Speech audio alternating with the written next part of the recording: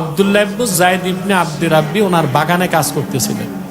এই সময় এসে ওনার ছেলে ওনারে খবর দিয়েছে, বাবা আল্লাহর হাবিব মুহাম্মদ সাল্লাল্লাহু আলাইহি ওয়াসাল্লাম দুনিয়ার থেকে বিদায় নিয়ে রফিকে আলা আল্লাহর কাছে চলে গেছেন। হাতে যে যন্ত্রটা ছিল রেখে দিয়েছেন মাটি,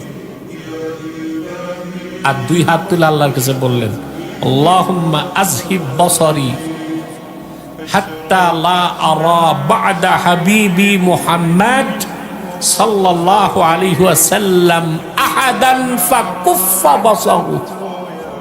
সাহাবী হাত তুলে বললেন, হে আল্লাহ, তোমার হাবিব মুহাম্মদ সাল্লাল্লাহু আলাইহি সাল্লামের নূরের চেহারা মোবারক দেখার সুযোগ তো আমার আর হবে না। এই মুহূর্তে তুমি আমার দৃষ্টি নিয়ে নাও আল্লাহ, যেন এই চোখে পৃথিবীর আর কাউকে না দেখতে হয় আমার। হাত নামাবার আগেই আব্দুল্লাহ ইবনে যায়েদ ইবনে আব্দুর রাব্বি তার দৃষ্টি শক্তি আল্লাহ কেড়ে নিয়েছে।